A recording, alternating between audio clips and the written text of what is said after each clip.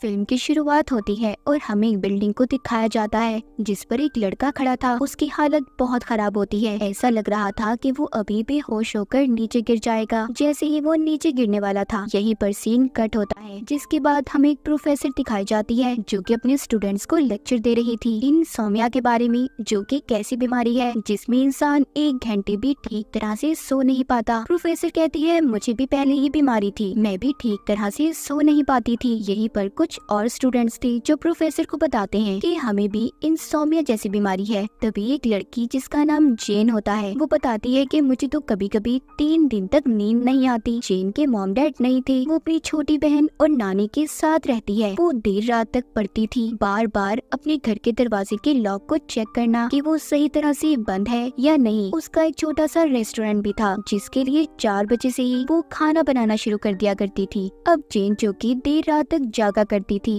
एक रात उसकी बहन घर नहीं आती। जब वो सुबह अपने घर पहुंचती है तो जेन अपनी बहन पर बहुत गुस्सा थी। वो उससे पूछती है कि तुम देर रात तक घर से बाहर क्यों थी और अब कहां से आई हो। उसकी बहन उसे कोई जवाब नहीं देती और अंदर चली जाती है। तभी उसे बैंक से एक लेटर मिलता है कि उसे जल्द से जल्द अपना लोन कर्जा पूरा अदा करना होगा। जेन परेशान हो जाती है। वो सोचती है कि इतनी जल्दी वो ये सब कैसे करेगी। उसे अब पढ़ाई छोड़कर कोई नौकरी करनी थी। वो इस बारे में अपनी प्रोफेसर से भी बात करने जाती है। ये वही प्रोफेसर थी जो हमने कहानी के शुरू में इंसोम्निया के बारे में लेक्चर देते हुए देखी थी। वो कहती है, जेन मुझे तो लगता है कि तुम जैसे स्टूडेंट को पढ़ाई नहीं छोड़नी चाहिए, क्योंकि जेन पढ़ाई में बहुत अच्छी थी। हाँ, अगर तुम चाहो तो पार्ट टाइम लैब में जॉब कर सकती हो, मगर उन पैसों से भी तुम लोन पूरा नहीं अदा कर सकती। वो अब जेन को एक जर्मन लैब का कार्ड देती है। कहती है, ये कंपनी तुम्हारे जैसे मरीजों पर रिसर्च कर रही है, यानी कि इंसोम्निया जिन लोगों को नींद नहीं आती, तुम वहाँ पर जाना, वो लोग तुम्हारे कुछ टेस्ट करेंगे और इसके बदले में वो तुम्हें बहुत से पैसे भी देंगे। ये प्रोफेसर की बात सुनकर लैब में पहुँच गई थी। उधर सबसे पहले उसे एक वीडियो दिखाई जाती है जिसमें बताया जा रहा था कि हमारा ब्रेन, दिमाग कुछ हार्मोन्स बनाते हैं, उसके जरिए हम कोमा में मरीजों का इलाज कर सकते हैं। और ये जब भी बनेगा जब इंसान जागता रहता है। अगर सो जाए तो ये हार्मोन हमारे जिस्म में नहीं बन सकता। और इसी टेस्ट के लिए आप यहाँ पर हैं। इसी रिसर्च प्रोग्राम का नाम है डीप, जो कि इस मूवी का नाम भी है, जिसके 3 लेवल हैं। ये वीडियो खत्म होने के बाद वहाँ पर एक डॉक्टर आता है जो जेन के सवालों का जवाब दे रहा था। वो बताता है कि ये हार्मोन इंसोम्निया के मरीजों में पाया जाता है जिन्हें नींद नहीं आती, और इसीलिए तुम भी हमारे इस प्रोजेक्ट का हिस्सा बन सकती हो। जेन डॉक्टर से पूछती है, अच्छा तो इसके बदले में मुझे कितने पैसे मिलेंगे। वो बताता है,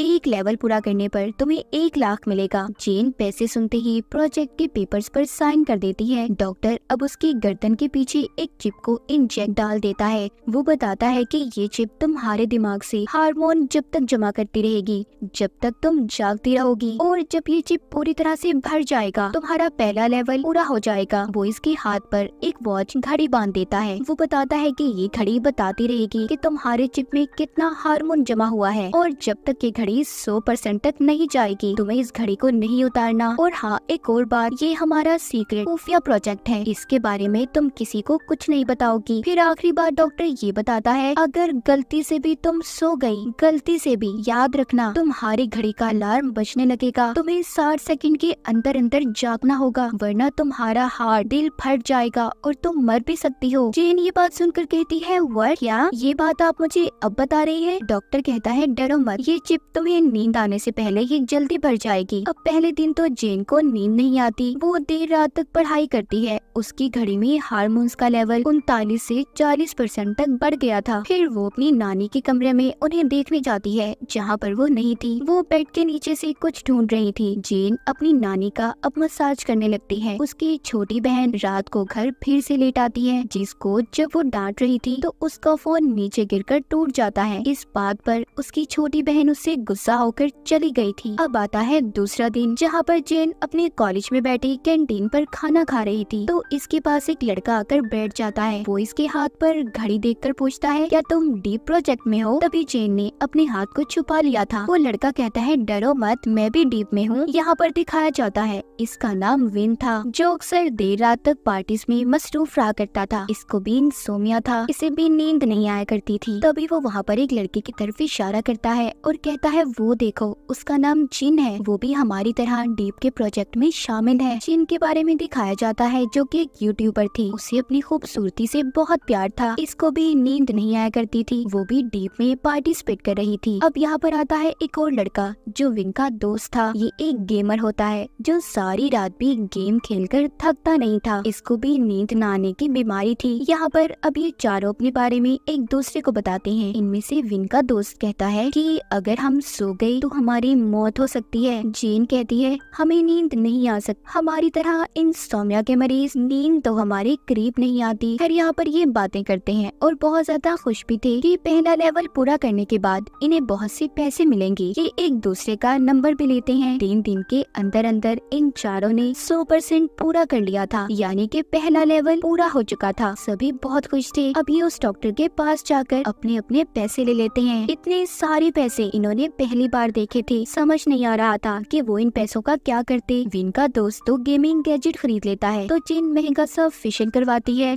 जबकि विन ने महंगी सी गाड़ी खरीद ली थी। वो वहाँ पर एक बाइक भी देखता है और सोचता है कि काश ये भी मेरे पास होती। उधर जेन ने अपने बैंक के लोन का कुछ हिस्सा अदा कर दिया था। वो वहाँ पर एक महंगा सा फोन भी देखती है तो उसे अपनी बहन की याद आती है जिसका फोन टूट चुका था।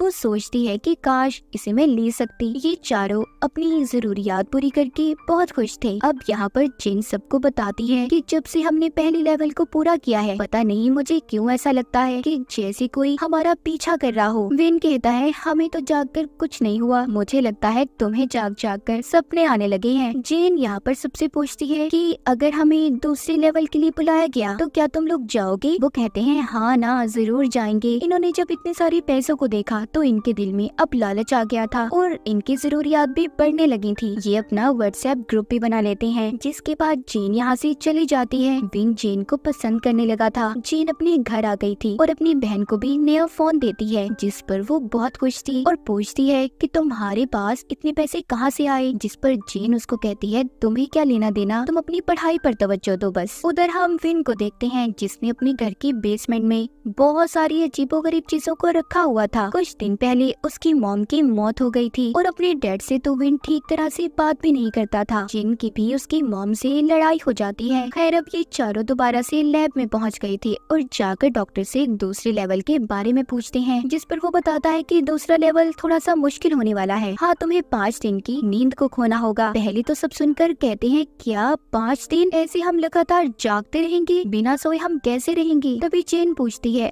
अच्छा आप हमें कितने पैसे देंगे? जिस पर वो बताता है कि 5 लाख। ये सुनकर तो सब खुशी से पागल हो गए थे और यहीं पर ही सपने देखने लगते हैं। विन ने नई बाइक ले ली थी, जिन जो कि प्लास्टिक सर्जरी करवाकर बहुत खूबसूरत हो जाती है। विन का दोस्त जो जिन को पसंद करता था, उसने तो उससे शादी भी कर ली थी और जेन ने अपना सारा लोन अदा कर दिया था। ये खुशी खुशी दूसरे लेवल के लिए तैयार थी। अब दूसरे लेवल के तीसरे दिन को दिखाया जाता है, जहाँ पर विन के दोस्त को अभी से नींद आने लगी थी और वो सो भी जाता है, मगर घड़ी के अलार्म से वो जाग गया था। इन चारों की हालत दूसरे लेवल में ना सोने की वजह से बहुत खराब थी। 3 दिन बाद भी इनके हार्मोन का लेवल बहुत कम था, सबसे कम जिन का था। तभी वो जाते हुए देखती है कुछ और लड़कियों ने भी घड़ी को बांधा हुआ है, क्या वो लोग भी डीप में थी? उधर जिन जो अपने घर पर थी, उसकी हालत भी खराब थी। उसकी बहन बेटी गिटार बजा रही होती है तो उसे उस पर गुस्सा आता है। वो उसे जाने का कहती है। जिन की बहन उससे कह रही थी कि पता नहीं ना जाने तुम्हें क्या हो गया है, जब से तुम्हारे पास पैसे आए हैं तुम बदल सी गई हो। मगर ये सब कुछ तो जिन के साथ ना सोने की वजह से हो रहा था। जिन अपनी बहन की बातें सुनकर वहाँ से चली गई थी। तभी उसकी बहन उसके टेबल पर उसी जर्मन लैब की कार्ड को देखती है और अब अगले सीन में हमें दूसरे लेवल का चौथा दिन दिखाया जाता है, जब जेन और बाकी सभी लैब में एक लाश पर रिसर्च कर रहे थे। दरअसल ये सभी मेडिकल के स्टूडेंट्स थे। तभी जेन को लगता है लाश बोल रही है। जब ये कपड़ा हटाकर देखती है तो इसे अपनी नानी का चेहरा नजर आता है, जिसे देखकर इसने चीख मार दी थी। ना सोने की वजह से जेन को अब हेलुसिनेशन होने लगी थी। जब ये चारों इकट्ठे बैठते हैं तो आपस में बातें करते हैं कि इतने दिन बाद भी इनकी घड़ी हार्मोन लेवल इतना कम बता रही है। यहाँ पर सिर्फ विन का ही हार्मोन लेवल ज्यादा था। जेन पूछती है क्या तुम वर्कआउट, एक्सरसाइज, वर्जिश वगैरह करते हो? विन कहता है हाँ, मैं बास्केटबॉल खेलता हूँ। जेन कहती है इसका मतलब हमें अपने जिस्म को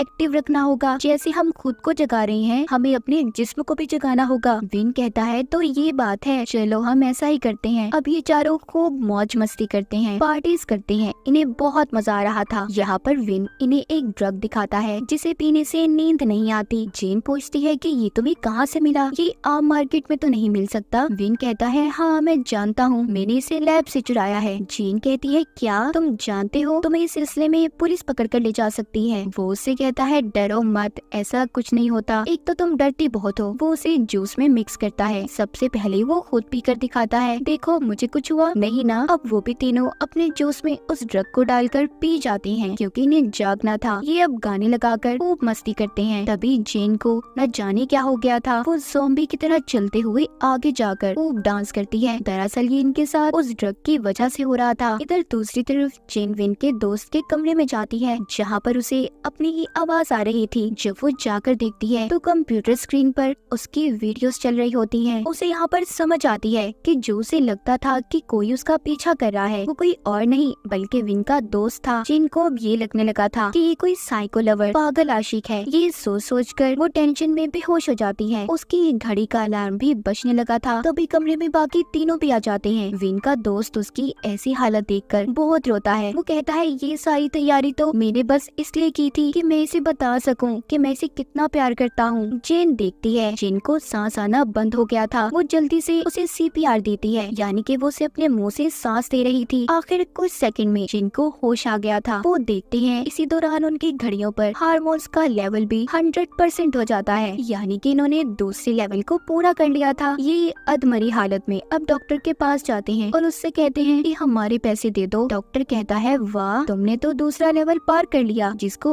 आज तक कोई भी नहीं कर पाया, तुम लोग तीसरा लेवल भी कर सकते हो। वो कहते हैं नहीं बस अब नहीं, हमें हमारे पैसे दे दो। फिर वो अपने पैसे लेकर वापस आ गए थे। सुबह को दिखाया जाता है चारों अपने अपने घरों में ऐसे सो रहे थे कि जैसे पता नहीं कितने वक्त बाद सोए हों। अपनी अपनी नींद पूरी करने के बाद वो कॉलेज जाते हैं। जेन की प्रोफेसर उससे कहती है कि तुम्हारी टेस्ट में बहुत कम नंबर्स आए हैं, हालांकि तुम एक अच्छी स्टूडेंट हो और पैसे कमाने के लिए जो कुछ भी तुम कर रही हो ठीक है, मगर अपनी पढ़ाई को इसके पीछे खराब मत करो। एक दफा पढ़ लो फिर जिंदगी में जो मर्जी करना। उधर जेन से विन का दोस्त माफी मांगता है, कहता है वो सब तो मैंने तुम्हें सिर्फ प्रपोज करने के लिए किया था। जेन कहती है देखो आइंदा के बाद मेरा पीछा मत करना, नहीं तो मैं पुलिस को बताऊंगी। इतना कहकर वो चली गई थी। उधर जेन के पास विन आता है जो उसे रात को कॉन्सर्ट में जाने का पूछता है, मगर जेन ने उसे साफ मना कर दिया था क्योंकि अब वो अपनी पढ़ाई पर ध्यान देना चाहती थी। एक दिन जेन देखती है कॉलेज में एक लड़की अचानक से मर जाती है। उसने हाथ पर घड़ी पहनी हुई थी, मतलब वो भी डीप प्रोजेक्ट का हिस्सा थी, मगर न जागने की वजह से उसकी मौत हो गई। एक दिन जेन की नानी को हार्ट अटैक आता है। उनको हॉस्पिटल में शिफ्ट किया गया था, मगर उनके इलाज के लिए कोई पैसा नहीं था क्योंकि सारे पैसे तो जेन ने जो भी जीते थे उसने उससे लोन अदा कर दिया। तभी उसकी बहन पैसे लेकर आती है। पैसों वाले पैकेट पर उसी कंपनी का लोगो था। वो अपनी बहन से पूछती है कि तुम्हारे पास ये पैसे कहाँ से आए। वो कहती है क्या तुम भी पैसे कमा सकती हो, मैं नहीं, जहाँ से तुम लाई थी वहीं से मैं ये पैसे लेकर आई हूँ। वो जब अपनी बहन की गर्दन को देखती है जिसके अंदर चिप इंजेक्ट थी, जिसके बाद उसकी बहन भी वहाँ से चली गई थी। जेन अपनी बहन के लिए बहुत परेशान थी। वो किसी भी तरह अपनी बहन को बचाना चाहती थी। वो उसे ढूंढने अब लैब में जाती है जहाँ पर डॉक्टर ने उसकी गर्दन के पीछे तीसरे लेवल के चिप को डाल दिया था। वो कहता है अगर तुम और तुम्हारे दोस्त तीसरे लेवल के लिए मान जाते हैं तो मैं ये चिप तुम्हारी बहन की गर्दन से निकाल दूंगा। जेन अब बहुत परेशान थी। एक तरफ तो उसकी नानी हॉस्पिटल में होती है तो दूसरी तरफ उसकी बहन मौत के मुंह में थी। वो ये सब बातें अपने दोस्तों को बताती है। विन तो सुनकर फौरन मान गया था, मगर जेन और विन का दोस्त मना कर देते हैं। वो अपनी जान को खतरे में डालना नहीं चाहते थे। अब अगले दिन जेन, उसकी बहन और विन लैब में पहुंच गए थे तीसरे लेवल को पार करने के लिए। तभी यहाँ पर विन का दोस्त भी बैठा था। कहता है यार मैंने बहुत सोचा पर दोस्ती के लिए मैं कुछ भी कर सकता हूँ। उधर जिन भी आ गई थी। अब ये खुशी खुशी डॉक्टर के पास जाते हैं। यहाँ पर जेन से जिन पूछती है मैं जानती हूँ तुम्हारे पास कोई प्लान, कोई आइडिया होगा जिससे हम तीसरे लेवल को भी पार कर लेंगे। वो कहती है हाँ, मैंने अपनी कॉलेज की प्रोफेसर से मदद ली है जिसने मुझे इस डीप एक्सपेरिमेंट के बारे में बताया था। वो हमें लैब में जगह देंगी, जब तक हम इस लेवल को पार न कर ले हम वहीं पर रहेंगे। अब वहाँ लैब में प्रोफेसर इन्हें नींद न आने का इंजेक्शन भी लगाती है। प्रोफेसर कहती है कि मुझे माफ कर दो बच्चों, मेरी वजह से तुम फंस गए हो, मैं तुम्हारी मदद करूंगी। अगर कोई भी परेशानी हुई तो तुम मुझे यहाँ पर लगी इंटरकॉम से राब्ता कर सकते हो। अब पहला दिन तो इनका नॉर्मल गुजर जाता है। ऐसे ही यहाँ पर रहते रहते इन्हें 6 दिन हो गए थे। इसका मतलब ये 6 दिन से लगातार जाग रहे थे। विन के दोस्त को तेज रोशनी दिखाई देती है, उसके दिमाग में गेम्स की आवाजें आ रही थी। उधर जिन जब अपना मुंह धोने जाती है तो उसे अपने चेहरे पर एक पिंपल दाना दिखाई देता है। एक पिंपल से कई पिंपल्स बन गए थे, उसका खूबसूरत चेहरा बिगड़ चुका था। उधर जेन को खून आता दिखाई देता है, उसे ऐसा लग रहा था कि जैसे उसकी बहन मर गई हो। विन को भी एक औरत बुलाती दिखाई देती है जो कि उसकी मॉम थी, जिनकी अब मौत हो चुकी थी। उधर जेन पिंपल को हटाने के लिए अपने चेहरे पर कट लगा देती है। पिंपल तो गायब हो गया था, मगर कट अब उसके चेहरे पर आ चुका था। वो इसे देखकर बहुत ज्यादा दुखी थी और गुस्से में बाहर आकर जेन से लड़ने लगती है। कहती है गलती मेरी थी जो मैंने तुम्हारी बहन की खातिर अपनी जान को खतरे में डाल दिया। उसका साथ इस बात में विन का दोस्त भी देता है जो उसे पसंद किया करता था, और इसी बात पर विन की लड़ाई हो गई थी। जेन अब जल्दी से प्रोफेसर को बुलाने की कोशिश करती है, मगर वो नहीं आती। जब वो बाहर जाकर देखती है तो उधर बड़ी सी स्क्रीन पर बहुत से कैमरास में इन्हें देखा जा रहा था। इन पर नजर रखी जा रही थी कि काम कोई और नहीं बल्कि प्रोफेसर ही कर रही थी। जेन ये सब कुछ देखकर काफी हैरान होती है कि उनके साथ ये सब कुछ प्रोफेसर कर रही है। वो वहाँ पर उसी डॉक्टर की तस्वीर को भी देखती है जो इन पर रिसर्च कर रहा था, जिसने इनकी गर्दन पर चिप को भी डाला था। असल में वो कोई डॉक्टर नहीं था बल्कि प्रोफेसर का साथी था जो उसकी इस काम में मदद कर रहा था। सब जानने के बाद जेन अपने दोस्तों के पास जाती है और उन्हें सब बताती है कि प्रोफेसर हमें इस्तेमाल कर रही है, ये सारा प्लान उनका है। सब पुलिस को फोन करने की कोशिश भी करते हैं। तभी उन्हें प्रोफेसर की आवाज आती है जो कह रही थी तुम्हारे फोन यहाँ पर काम नहीं करेंगे। सभी बहुत ज्यादा परेशान हो जाते हैं। 7वें दिन सबकी हालत अधमरी थी क्योंकि एक हफ्ता हो गया था, ये लोग सोए नहीं थे। यहाँ पर जेन सभी कैमरास को तोड़ रही थी। विन बेहोश हो जाता है, उसे अपने सपने में अपनी मॉम नजर आ रही थी। तभी कुछ देर के बाद विन की घड़ी जब 0% होता है तो वो मर चुका था। प्रोफेसर उसे लैब से बाहर लाकर उसकी चिप को निकाल लेती है। तभी पीछे से विन उसके सर में डंडे से वार करता है जिससे प्रोफेसर नीचे गिर गई थी। अब यहाँ पर हमें इनका प्लान समझ आता है। दरअसल ये सभी मेडिकल के स्टूडेंट थे, तो विन ने यहाँ पर ऐसी दवाई का इस्तेमाल किया था जो इंसान की दिल की धड़कन को कुछ देर के लिए बंद कर देती है और ऐसा लगता है कि वो मर गया। ये सब इन्हीं का प्लान था। सभी प्रोफेसर के पास आते हैं और पूछते हैं कि आपने ऐसा क्यों किया हमारे साथ। यहाँ पर प्रोफेसर पर्दा हटाकर एक मरीज दिखाती है। दरअसल ये वही लड़का था जो हमने कहानी के शुरू में देखा, जो छत से कूदने वाला था। ये प्रोफेसर के साथ पढ़ा करता था और प्रोफेसर इस लड़के को पसंद करती थी। ये नींद न आने पर कोई रिसर्च कर रहा था। तभी इसी दौरान इसको मेंटल स्ट्रेस हुआ, दिमागी परेशानी कि ये छत से कूद गया और उस वक्त से ये कोमा में है। और मैंने जब से इंसोम्निया मरीजों के हार्मोन्स इसे देना शुरू किए तो इसकी हालत बेहतर हो गई। जेन को ये सुनकर गुस्सा आ गया था। वो कहती है क्या इसका मतलब है तुम इसे ठीक करने के लिए अपने स्टूडेंट्स की जान लोगी। वो कहती है हाँ, अगर तुम किसी से प्यार करती तो क्या करती। तभी वो बातों में लगाकर जेन को इंजेक्शन लगा देती है जिससे वो बेहोश हो गई थी। वो यहाँ पर विन के दोस्त को भी इंजेक्शन लगाने वाली थी, मगर जेन ने उसे रोक लिया था। विन जेन को होश में लाने की कोशिश कर रहा था, मगर उसकी घड़ी का लेवल 0 हो जाता है, जिससे सबको ये लगता है कि वो मर गई। उसकी बहन बहुत रो रही थी। वो उसे याद करके जोर से उस पर मुक्का मारती है जिससे जेन होश में आ गई थी। कहानी के आखिर में हमें दिखाया जाता है सभी स्टूडेंट्स को बचा लिया गया था जो इस डीप प्रोजेक्ट का हिस्सा बने थे। विन की अपने डैड के साथ अच्छी दोस्ती हो गई थी। जेन भी अपनी बहन के साथ अपना छोटा सा रेस्टोरेंट चलाने लगी और अपनी नानी का भी ख्याल रखती है। विन और जेन करीब आ चुके थे, हर वक्त मैसेज पर बातें करने लगते हैं। जेन और विन का दोस्त भी अपनी जिंदगी में मसरूफ थे, तो 8 घंटे सोने की आदत को डाल लें, वरना क्या होगा ये तो आप देख ही चुके हैं। ना सोने से हमारी जिंदगी में क्या कुछ हो सकता है, इतना कुछ बदल सकता है। तो बेवजह तो हरगिज मत जागे। इस फिल्म की कहानी यहीं पर खत्म हो जाती है।